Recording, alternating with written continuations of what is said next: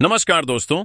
वैभव सूर्यवंशी के चेहरे पर तनाव साफ दिखाई दे रहा था क्योंकि आईसीसी एकेडमी ग्राउंड पर खेले जा रहे अंडर 19 एशिया कप 2025 के फाइनल में हालात भारत के हाथ से फिसलते नजर आ रहे थे। पाकिस्तान ने पहले बल्लेबाजी करते हुए 8 विकेट पर 348 रन का विशाल लक्ष्य खड़ा कर दिया था, जिसमें समीर मिन्हास की 172 रनों की पारी ने भारतीय खेमे की चिंता और बढ़ा दी थी। इतने बड़े स्कोर को देखकर स्टेडियम में बैठे दर्शक यही सोच रहे थे कि अब भारत के बल्लेबाजों को किसी चमत्कार की जरूरत पड़ेगी, लेकिन भारतीय पारी की शुरुआत उस उम्मीद के मुताबिक नहीं हो सकी। सिर्फ 29 रन के स्कोर पर आयुष मात्रे, अरुण और मल्होत्रा अपने विकेट गंवा बैठे। 4 विकेट जल्दी गिरते ही मुकाबला पूरी तरह पाकिस्तान की पकड़ में जाता हुआ नजर आने लगा और डगआउट में बैठे खिलाड़ियों के चेहरे पर सन्नाटा छा गया। ऐसा लग रहा था जैसे फाइनल भारत की पकड़ से बाहर निकल चुका है। इसी मुश्किल घड़ी में वेदांत त्रिवेदी और अभिज्ञान कुंदू ने मोर्चा संभाला। दोनों बल्लेबाजों ने दबाव में संयम दिखाया, साझेदारी बनाई और मैच को धीरे धीरे अंतिम ओवर तक खींच ले गए।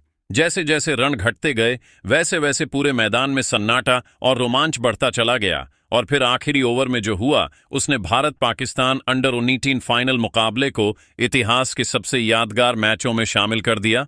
इस वीडियो में हम आपको अंडर 19 एशिया कप 2025 के फाइनल मैच की पूरी हाइलाइट्स आखिरी ओवर तक एक एक गेंद के साथ दिखाने वाले हैं, इसीलिए अंत तक बने रहिए।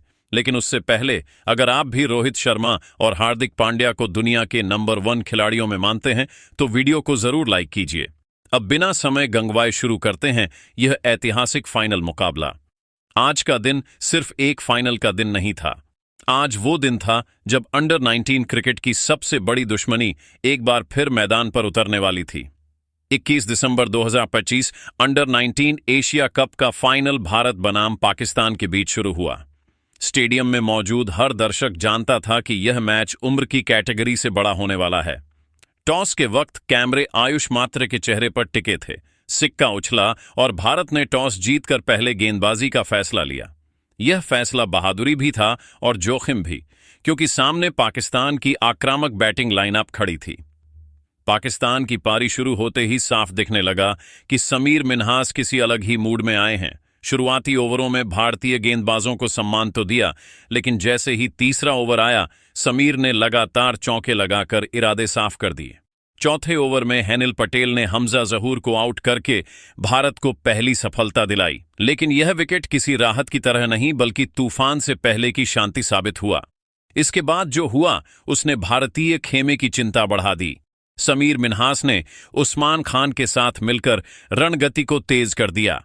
भारतीय गेंदबाज लाइन और लेंथ बदलते रहे, लेकिन समीर हर गेंद का जवाब दे रहे थे। इस दौरान भारत की फील्डिंग भी बुरी तरह दबाव में दिखी। आसान कैच छूटे, रन आउट के मौके गंवाए और एक डॉट बॉल ओवरथ्रो की वजह से चौके में बदल गई। ये वही लम्हे थे जो बड़े मैच का रुख तय करते हैं। 17वें ओवर में मिलन पटेल ने उस्मान खान को आउट कर भारत को दूसरी सफलता दिलाई, लेकिन तब तक पाकिस्तान का स्कोर 120 के पार जा चुका था। समीर मिन्हास अब पूरी तरह क्रीज पर जम चुके थे। हर बाउंड्री के साथ भारतीय गेंदबाजों की बॉडी लैंग्वेज बदल रही थी और कप्तान आयुष मात्रे बार बार फील्ड बदलने को मजबूर थे। 29वें ओवर में समीर मिन्हास ने चौके के साथ अपना शतक पूरा किया और जश्न भी उसी आत्मविश्वास के साथ मनाया। यह सिर्फ शतक नहीं था, यह भारत के लिए चेतावनी थी। उनके साथ अहमद हुसैन ने संयम और आक्रमण का बेहतरीन संतुलन दिखाया। दोनों के बीच 100 रन की साझेदारी पूरी हुई और पाकिस्तान का स्कोर 225 तक पहुंच गया। उस वक्त ऐसा लग रहा था कि पाकिस्तान 380 या फिर 400 की ओर बढ़ रहा है, लेकिन क्रिकेट की खूबसूरती यहीं से ही शुरू होती है। 23वें ओवर में अहमद हुसैन 56 रन बनाकर आउट हुए और यहीं से भारत ने वापसी की उम्मीद देखी।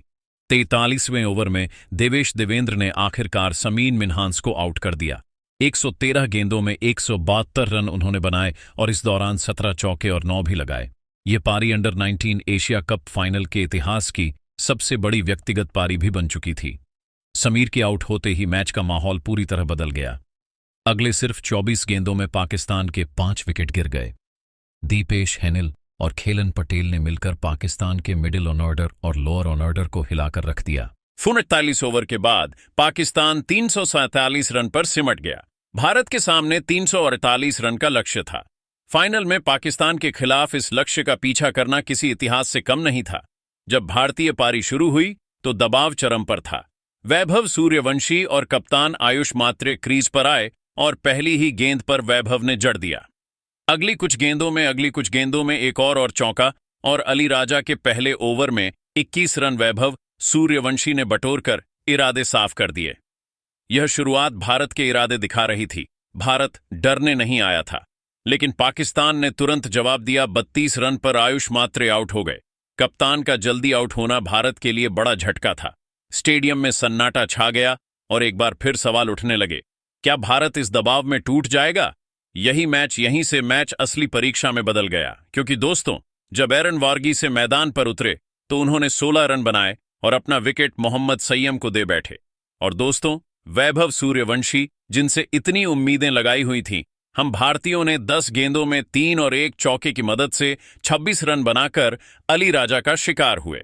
और दोस्तों, यहीं से भारत की टीम इस मुकाबले में अब बैकफुट पर जा चुकी थी और मुकाबला पेचीदा होता चला गया। अब इस बीच विहान मल्होत्रा और वेदांत त्रिवेदी ने पूरी कोशिश की, लेकिन दोस्तों, पिच थोड़ा धीमे खेल रही थी।